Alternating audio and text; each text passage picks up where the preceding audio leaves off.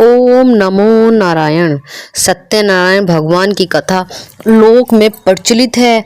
हिंदू मान्यताओं के सबसे प्रतिष्ठित व्रत कथा के रूप में भगवान विष्णु के सत्य स्वरूप की सत्यनारायण व्रत कथा है। कुछ लोग मनोती पूरी होने के पर, कुछ अन्य नियमित रूप से इस कथा का आयोजन करते हैं। कुछ लोग मनोकामना मांगकर अपने अपने श्रद्धा अनुसार सत्यनारायण व्रत कथा को मान करते हैं। दो भागों में है व्रत पूजा एवं कथा। सत्यनारायण व्रत कथा स्कंद पुराण के रेवा खंड से संकलित की गई है। सत्यनारायण भगवान की कथा।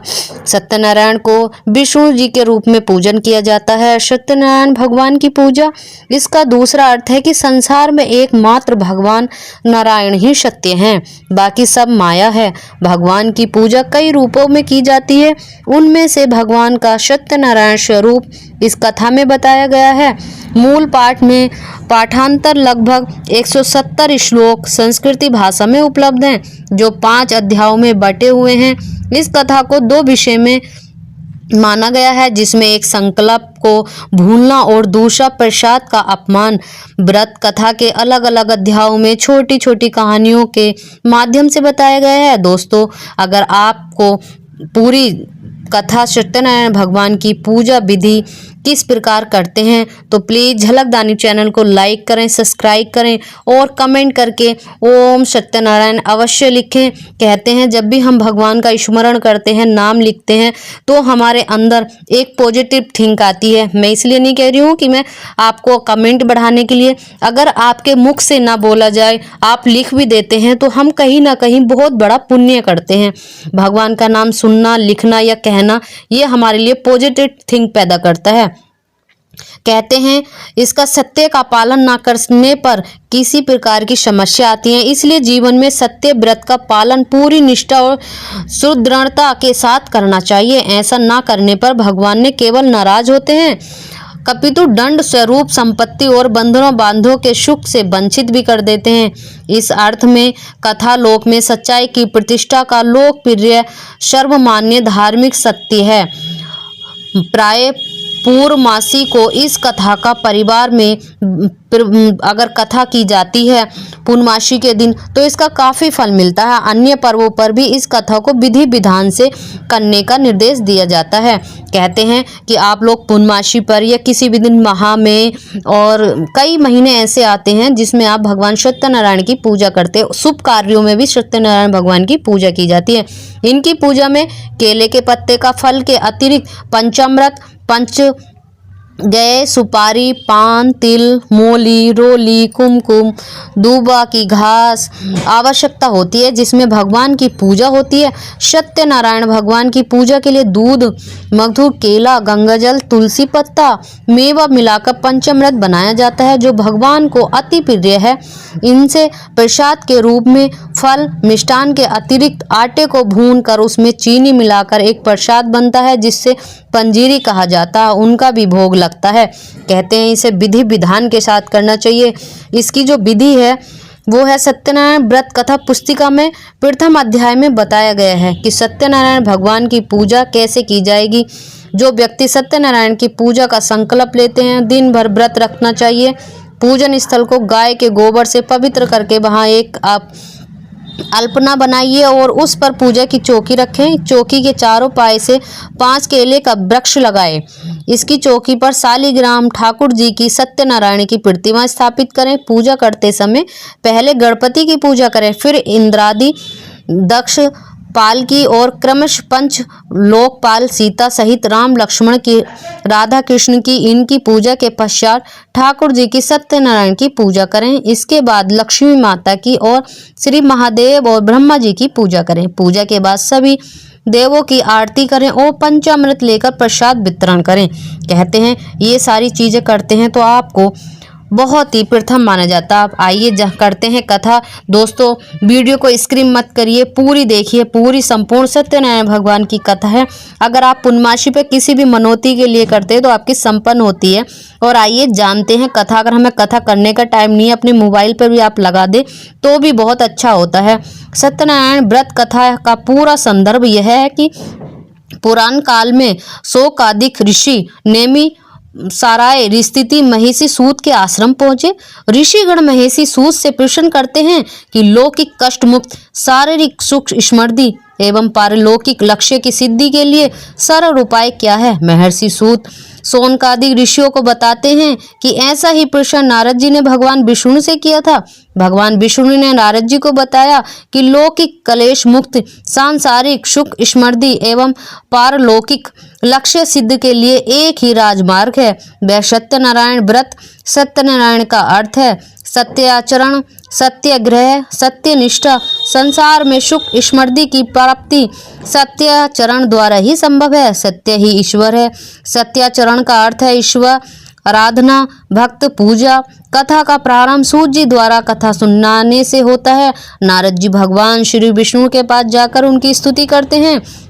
स्तुति सुनने के अंतर भगवान श्री विष्णु ने नारद जी से कहा, महाभाग आप किस प्रयोजन से यहाँ आए हैं, आपके मन में क्या है कहिए, यह सब कुछ मैं आपको बताऊंगी। नारद जी बोले, भगवान मृत्यु लोक में अपने पाप कर्मों के द्वारा विभिन्न योनियों में उत्पन्न सभी लोग बहुत प्रकार के कलेशों से दुखी हो रहे हैं। हे नाथ, किस लघु उपाय से उनके कष्टों का निवारण हो सकेगा? यदि आपकी मेरी कृपा हो तो यह सब मैं सुनना चाहता हूँ, उसे बताइए। श्री भगवान ने कहा, हे वत्स, संसार के ऊपर अनुग्रह करने की इच्छा से आपने बहुत अच्छी बात पूछी है। जिस व्रत के करने से प्राणी मोह से मुक्त हो जाता है उसको बताता हूँ, सुने। स्वर्ग और मृत्युलोक में दुर्लभ भगवान सत्यनारायण का महाप्रसाद है।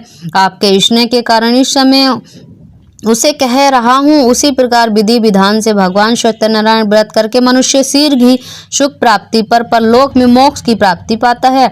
भगवान की ऐसी बाणी सुनकर नारद मुनि ने कहा, इस व्रत को करने का क्या फल है, इसका विधान क्या है, इस व्रत को करने से क्या फल मिलता है और इसे कैसे करना चाहिए, सब विस्तार से बताइए। श्री भगवान ने कहा, यह सत्यनारायण व्रत दुख शोक आदि का शमन करने वाला है, धन धान्य की वृद्धि करने वाला, सौभाग्य और संतान देने वाला तथा सर्वत विजय प्रदान करने वाला है। जिस किसी भी दिन भक्ति और श्रद्धा से होकर मनुष्य ब्राह्मणों और बंधुओं के साथ धर्म में तत्पर होकर सहाय काल भगवान सत्यनारायण की पूजा करे, नैवेद्य के रूप में उत्तम कोटि के भोजनीय पदार्थ को सवाय माता में भक्ति पूर्वक अर्पित करना चाहता है, केले के फल, घी, दूध, गेहूं का चूर्ण अथवा गेहूं के चूर्ण के अभाव में साठी चावल, चूर्ण, शक्कर या गुड़, यह सब भक्ष्य सामग्री सवाया माता में एकत्र कर निवेदित करना चाहिए। बंधुओं बांधवों के साथ सत्यनारायण भगवान की कथा सुनकर दक्षिणा देनी चाहिए। बंधु बांधवों के साथ भोजन कराना चाहिए। भक्ति पूर्वक प्रसाद ग्रहण करके नित्य गीत आदि का आयोजन करना चाहिए। तदंतर भगवान सत्यनारायण का स्मरण करते हुए अपने घर जाना चाहिए। ऐसा करने से मनुष्य की अभिलाषा अवश्य पूर्ण होती है। विशेष रूप से कलयुग में पृथ्वी लोक में यह सबसे छोटा सा उपाय है। दूसरा अध्याय। श्री सूत जी बोले कि अब मैं पुनः पूर्व काल में जिनके श्री सत्यनारायण व्रत को किया था उसी भली भांति विस्तार पूर्वक कहूंगा।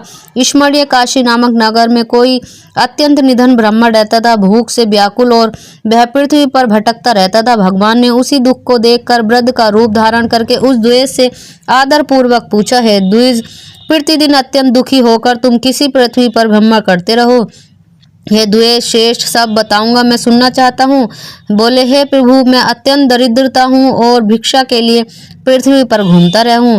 यदि मेरी इस दरिद्रता को करने पर आप कोई उपाय चाहते हो तो कृपा पूर्वक बतलाइए। व्रत बोला, हे सत्यनारायण भगवान विष्णु अभिष्ट फल को देने वाले हैं। हे विपु, तुम उनका उत्तम व्रत करो जिसके करने से मनुष्य सभी दुखों से मुक्त हो जाता है।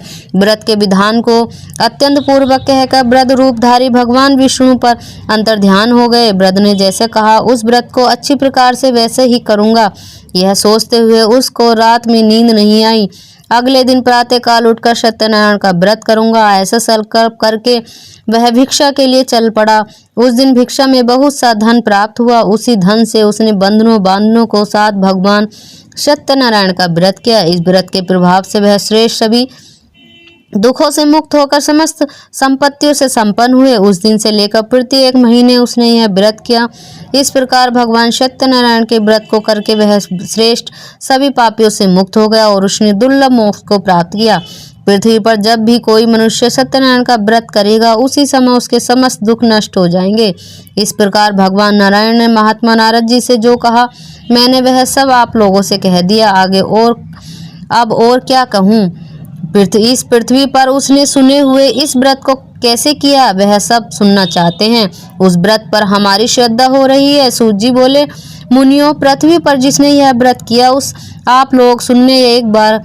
द्विज श्रेष्ठ अपनी धन संपत्ति के अनुसार बंधुओं परिजनों के साथ व्रत करने के लिए उदत हुए। इसी बीच लकड़हारा वहां आया और लकड़ियां बाहर रखकर उस ब्राह्मण के घर गया। प्यास से व्याकुल उस को व्रत रखता हुआ देख प्रणाम करके उससे बोला, हे प्रभु, आप यह क्या कर रहे हैं? किसके करने से किस फल की प्राप्ति होती है? विस्तार पूर्वक मुझे कहिए। विप्र ने कहा, सत्यनारायण का व्रत है जो सभी मनोरथों को प्रदान करने वाला है। उसी के प्रभाव से मुझे यह सब महान धन धान्य आदि प्राप्त हुआ है। जल पीकर तथा प्रसाद ग्रहण करके वह नगर चला गया। सत्यनारायण देव के लिए मन से ऐसा सोचने लगा कि आज लकड़ी बेचने जो धन प्राप्त हो उसी धन से भगवान सत्यनारायण का श्रेष्ठ व्रत करूंगा। इस प्रकार चिंतन करता हुआ लकड़ी को मस्तक पर रख उस सुंदर नगर में गया जहाँ धन संपन्न लोग रहते हैं। उस दिन उसने लकड़ी का 2 गुना मूल प्राप्त किया।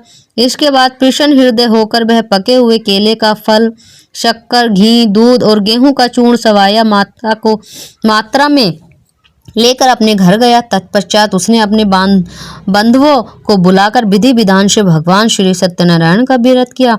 उस व्रत के प्रभाव से वह धन पूर्व से संपन्न हो गया और इस लोक में अनेक दुखों को उपभोग कर अंत में सत्यपुर तथा वैकुंठ लोक चला गया।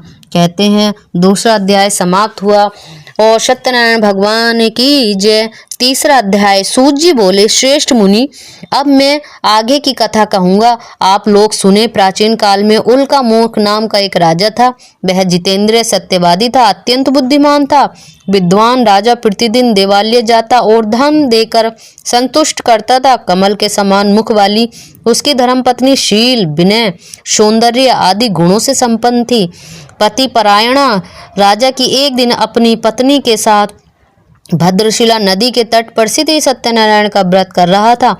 उसी समय व्यापार के अनेक प्रकार की धनराशि से संपन्न एक साधु नाम का बनिया वहां आया। भद्रशिला नदी के तट पर नाव को स्थापित कर रहा राजा के समीप गया और राजा को उस व्रत में दक्षिण देकर विनय पूर्वक पूछने लगा। साधु ने कहा, राजन, आप भक्ति युक्त चित्त से यह क्या कर रहे हैं? कृपया वह सब बताइए, इस समय मैं सुनना चाहता हूँ। राजा बोले, हे साधु, पुत्र प्राप्ति की कामना से मैंने बंधु बांधवों के साथ में अतुल तेज संपन्न भगवान विष्णु का व्रत एवं पूजन कर रहा हूँ। राजा की बात सुनकर साधु ने आदर पूर्वक कहा, इस विषय में आप मुझसे सब कुछ विस्तार से बताइए।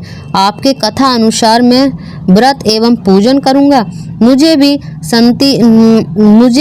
शांति मिलेगी, इससे अवश्य ही संतान प्राप्ति होगी।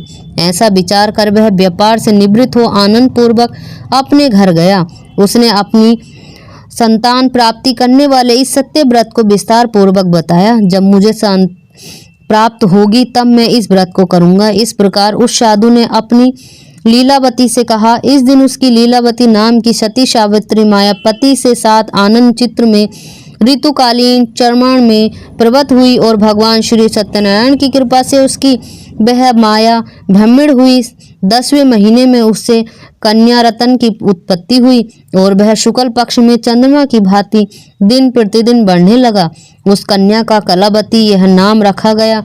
जिसके बाद एक दिन लीलावती ने अपने स्वामी से मधुर वाणी में कहा कि आप पूर्व में संकल्पित श्री सत्यनारायण के व्रत को क्यों नहीं कर रहे? साधु बोला, फिर इस विवाह के समय व्रत करूंगा। इस प्रकार अपनी पत्नी को भली भांति आश्वासन वह व्यापार करने के लिए नगर की ओर चला गया। इधर कलावती पिता के घर में बढ़ते लगी। तदंतर धर्मयज्ञ साधु ने नगर में शकियों के साथ कीड़ा करती हुई अपनी कन्या को विवाह योग्य देख आपस में मंत्रणा करने कन्या विवाह के लिए श्रेष्ठ वर का अन्वेषण करा। ऐसा दूत से कहकर शीघ्र ही उसे भेज दिया। उसकी आज्ञा प्राप्त करके दूत कंचन नामक नगर में गया। वहां से एक बड़िक का पुत्र लेकर आया। साधु ने उस बड़िक के पुत्र को सुंदर और गुणों से संपन्न देखा। अपनी जाति के लोगों तथा बंध बांधुओं से संतुष्ट चित हो विधि विधान से बड़िक पुत्र के हाथ में कन्या का दान करा। उस समय वह साधु बनिया दुर्वश भगवान का वह उत्तम व्रत भूल गया। पूर्व संकल्प के अनुसार विवाह के समय व्रत न करने के कारण भगवान उस पर रुष्ट हुए। कुछ समय के पश्चात अपने व्यापार कर्म में कुशल वह साधु बनिया काल की प्रेरणा अपने दामाद के साथ व्यापार करने लिए समुद्र के समीप स्थित रतनशारापुर नामक सुंदर नगर में गया। अपने श्रीमन दामन के साथ वहां व्यापार करने लगा। उसके बाद वे दोनों राजा चंद्रकेतु के शमणी उस नगर में गए। उसी समय भगवान सत्यनारायण ने उसे भ्रष्ट प्रतिज्ञा देकर दसे दारुण कठिन और महान दुख प्राप्त हुआ। यह शाप दे दिया। एक दिन चोर राजा चंद्रकेतु के धन को चुराकर वहीं गया जहां दोनों मणि स्थित थे। वह अपने पीछे दौड़ते हुए दूतों को देखकर भयभीत चित्त में धन वही छोड़कर शीघ्र ही छिप गया। इसके बाद राजा के दूत वहां आ गए जहां वह साधु बड़िक था।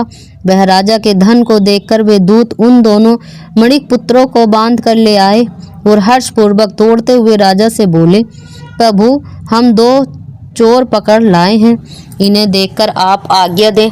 राजा की आज्ञा से दोनों शीघ्र ही दृढ़तापूर्वक बंद कर बिना विचार किए महान कारागार में डाल दिए गए। भगवान सत्यदेव की माया से किसी ने उन दोनों की बात नहीं सुनी और राजा चंद्रकेतु ने उन दोनों का धन भी ले लिया। भगवान के शाप से मणिक के घर की उसी माया भी अत्यंत दुखी हुई और उसके घर में सारा का सारा जो धन था वह चोर ने चुरा लिया। लीलावती शारीरिक तथा मानसिक पीड़ाओं से युक्त भूख और प्यास से दुखी हो अन्न की चिंता में दर दर भटकने लगी। कलावती कन्या की भोजन के लिए इधर उधर प्रतिदिन घूमने लगी। एक दिन भूख से पीड़ित कलावती एक के घर गई। वहां जाकर उसने सत्यनारायण के व्रत पूजन को देखा। वहां बैठकर सुनने कथा सुनी और वरदान मांगा। उसके बाद प्रसाद ग्रहण करके कुछ रात होने पर घर गई। माता के कलावती कन्या के प्रेम पूर्वक पूछा, पुत्री, रात में तू कहाँ रुक गई थी? तुम्हारे मन में क्या है? कलावती क्या ने तुरंत माता से कहा, माँ, मैंने एक घर में मनोरथ प्रदान करने वाला व्रत देखा है। कन्या की उस बात को सुनकर वह बड़ी की भाया व्रत करने को उद्धत हुई और प्रसन्न मन से उस साध्वी ने बंधनों बांधनों सहित भगवान श्री सत्यनारायण का व्रत किया तथा इस प्रकार कि भगवान, आप हमारे पति एवं जामाता के अपराध को क्षमा करें, वे दोनों अपने घर शीघ्र आ जाएंगे। इस व्रत से भगवान सत्यनारायण पुनः संतुष्ट हो गए तथा उन्होंने नृप श्रेष्ठ चंद्रकेतु को स्वर्ग दिखाया और स्वर्ग में कहा, नृप क्षेत्र प्रातःकाल दोनों बड़िकों को छोड़ दो और वह सारा धन भी दे दो। तुमने इसे इसलिए लिया था, राज्य धन एवं पुत्र सहित तुम्हारा सर्वनाश कर दूंगा। राजा ने समझ ऐसा कहकर भगवान सत्यनारायण अंतर्ध्यान हो गए। इसके बाद प्रातःकाल राजा ने अपने संवादों के साथ सभा में बैठकर अपना स्वर्ण लोगों को बताया और कहा, दोनों बंदित बणिक पुत्रों को शीघ्र ही मुक्त कर दो। राजा की ऐसी बात सुनकर राजपुरुष दोनों महाजनों को बंधन मुक्त करके राजा के सामने लाकर विनय पूर्वक बोले, महाराज, बेड़ी बंधनों से मुक्त करके दोनों मणिक पुत्र लाए गए थे। इसके बाद दोनों महाजन श्रेष्ठ चंद्रकेतु को प्रणाम करके अपने पूर्व वृत्तांत का स्मरण करते हुए भयभीन हो गए और कुछ लोग बोल न सके। राजा ने बड़िक पुत्रों को देखकर आदर पूर्वक कहा, आप लोगों को यह मान दुख प्राप्त हुआ, इस समय अब कोई भय नहीं है। ऐसा कहकर उनकी बेड़ी खुलवाकर शोर क्रम आदि करवाया। राजा ने वस्त्र अलंकार देकर उन दोनों को मणिक पुत्रों को संतुष्ट किया तथा सामने बुलाकर वाणी द्वारा अत्यधिक आनंदित किया। पहले जो धन लिया था उससे दोनों दूना कर दिया। जिसके बाद राजा ने पुनः उनसे कहा, अब आप अपने घर को जाएं। राजा को प्रणाम करके आपकी कृपा से हम जा रहे हैं। ऐसा कहकर दोनों महावेश्यों ने अपने घर की ओर प्रस्थान किया। बोलो सत्यनारायण भगवान की जय। चौथा अध्याय शुरू। श्री सूत जी कहते हैं कि साधु बनिया मंगलाचार और ब्राह्मणों को धन देकर अपने नगर के लिए चल पड़ा। साधु के कुछ दूर जाने पर भगवान सत्यनारायण उसकी सत्यता परीक्षा के विषय में जिज्ञासा हुई। तुम्हारी नाव में भरा है। तब धन में मन में चूर दोनों महाजनों ने अवहेलना पूर्वक हंसते हुए कहा, दंडित क्यों पूछ रहे हो? क्या तुम दिव्य लेने की इच्छा है? हमारी नाम में तो लता और पत्ते आदि भरे हैं। ऐसा निष्ठुर वाणी सुनकर तुम्हारी बात सच हो जाए। ऐसा कहकर दंडवी सन्यासी को रूप धारण किए और भगवान कुछ दूर जाकर समुद्र के समीप बैठ गए। दंडवी के चले जाने पर नित्य क्रिया करने के पश्चात उतराई हुई अर्थात जल में ऊपर की ओर उठी हुई नौका को देखा। साधु अत्यंत आश्चर्य में पड़ गया और नाव में लता और पत्ते आदि देखकर मूर्छित हो पृथ्वी पर गिर पड़ा। सचेत होने पर बणिक पुत्र चिंतित हो गया। तब उसने दामाद ने इस प्रकार कहा, आप शोक क्यों करते हैं? दंडवी ने साफ दे दिया, इस स्थिति में वे ही चाहे जो सब कुछ कर सकते हैं, इसमें संशय नहीं। अतः उन्हीं की शरण में हमें चले, वही मन की इच्छा पूर्ण होगी। दामाद की यह बात सुनकर साधु बनिया उसके पास गया और वहां दंडवी को देखकर उसने भक्ति पूर्वक उन्हें प्रणाम किया तथा आदर पूर्वक कहने लगा, आपके सन्मुख मैंने तो कुछ कहा है, असत्य भाषण रूप अपराध किया है, आप मेरे उस अपराध को क्षमा करें। ऐसा कहकर बारंबार प्रणाम करके वह मान शोक में आकुल हो गया। दंडवी ने उसे रोता हुआ देख कहा, हे मूर्ख, रो मत, मेरी बात सुन। मेरी पूजा से उदासीन होने के कारण तथा मेरी आज्ञा से ही तुमने बारंबार दुख प्राप्त किया है। भगवान की ऐसी बाणी सुनकर वह उनकी स्तुति करने लगा। साधु ने कहा, हे प्रभु, यह आश्चर्य की बात है, आपकी माया से मोहित होने के कारण ब्रह्म आदि देवता भी आपके गुणों को रूपों में अर्थात रूप से नहीं जान पाते। फिर मैं मूर्ख आपकी माया से मोहित होने के कारण कैसे जान सकता हूँ? आप प्रसन्न हो, मैं अपनी धन संपत्ति के अनुसार आपकी पूजा करूँगा। मैं आपकी शरण में आया हूँ। मेरा जो नौका में स्थित पूरा धन था उसकी तथा मेरी रक्षा करें। उसे बनिए की भक्त युक्ति वाणी सुनकर भगवान जनानंद संतुष्ट हो गए।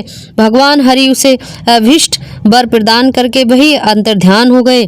उसके बाद वह साधु अपनी नौका में चढ़ा और उससे धन धान्य से परिपूर्ण देखकर भगवान सत्यदेव की कृपा से हमारा मनोरथ सफल हो गया। ऐसा कहकर स्वजनों के साथ उसने भगवान की विधिवत पूजा की। भगवान श्री सत्यनारायण की कृपा वह आनंद में परिपूर्ण हो गया और नाव में प्रयत्न पूर्वक संभाल कर उसने अपने देश के लिए प्रस्थान किया। साधु बनिया ने अपने दामाद से कहा, वह देखो मेरी रतनपुरी नगरी दिखाई दे रही है।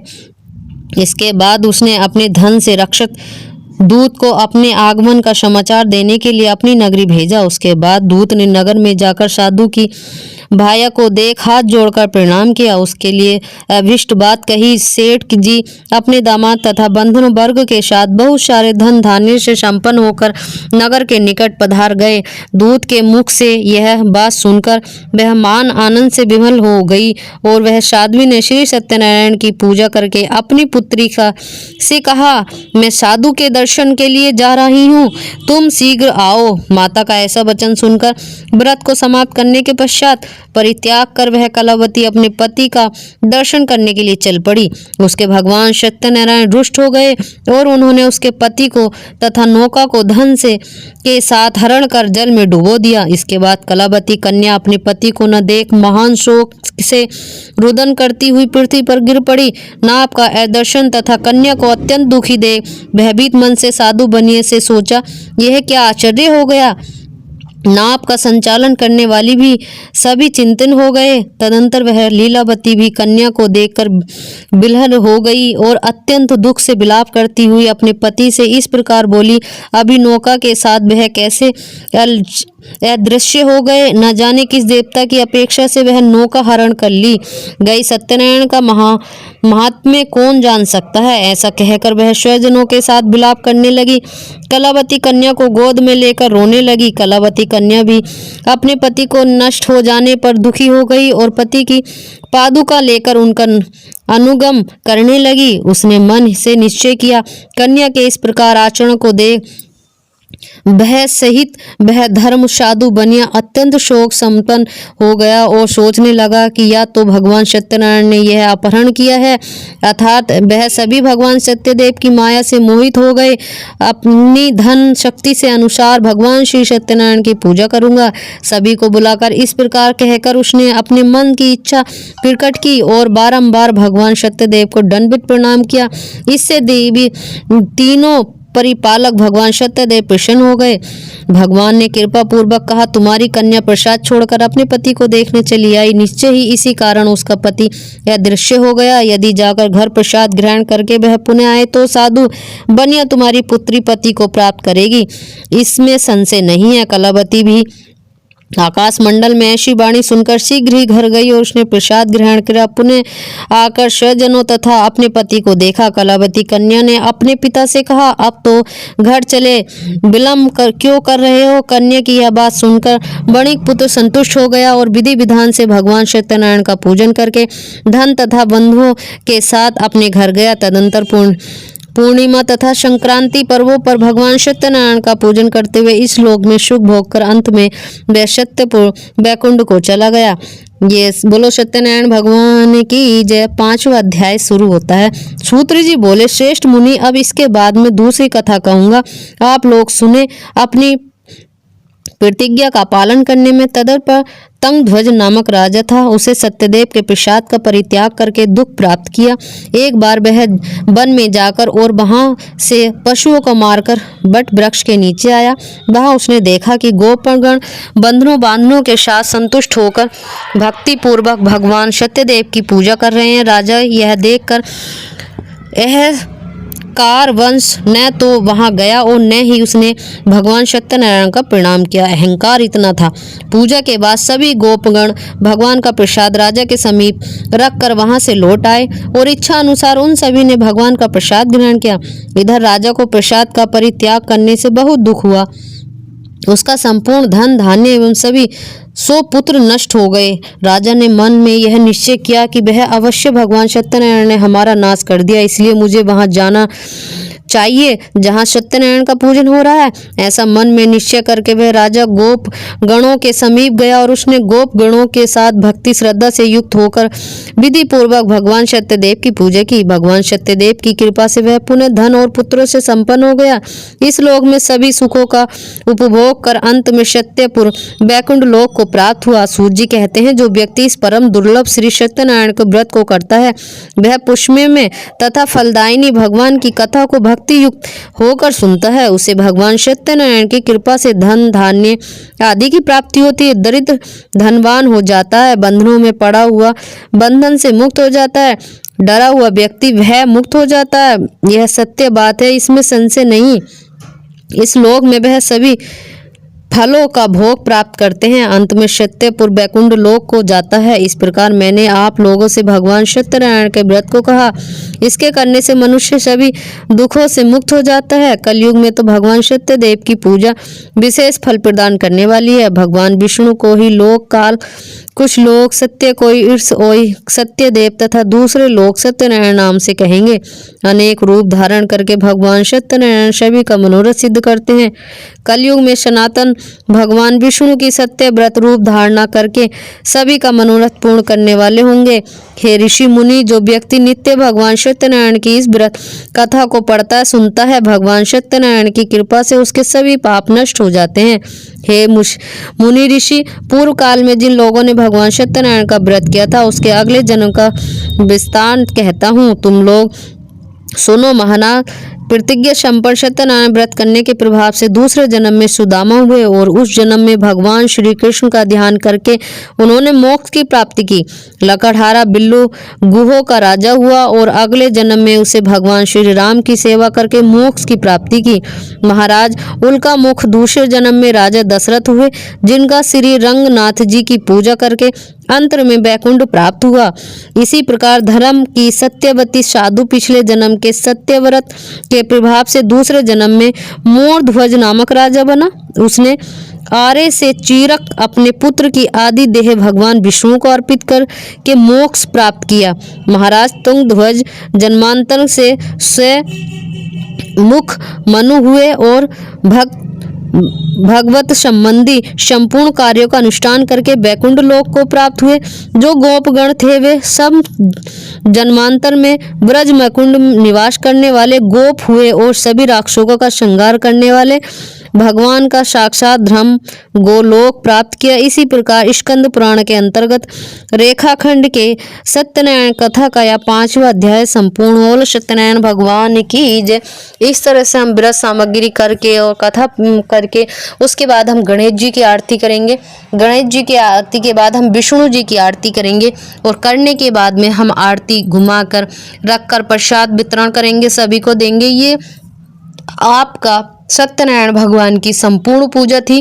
प्लीज़ मुझे कमेंट बॉक्स में अवश्य लिखिए ओम सत्यनारायण भगवान, कुछ भी जो आपकी इच्छा हो, लेकिन अवश्य मुझे कमेंट करके बताइए आपको मेरी पूजन विधि कैसी लगी। आपकी पूजन विधि से मैं काफ़ी मोटिवेट होती हूँ और मैं छोटी छोटी पूजा से संबंधित जो ज्ञान है, ये तथ्य हैं, वो आप लोगों तक पहुँचाती हूँ। तो प्लीज़ मुझे कमेंट करके अवश्य बताइए और चैनल को सब्सक्राइब कर लीजिए। जय माता दी।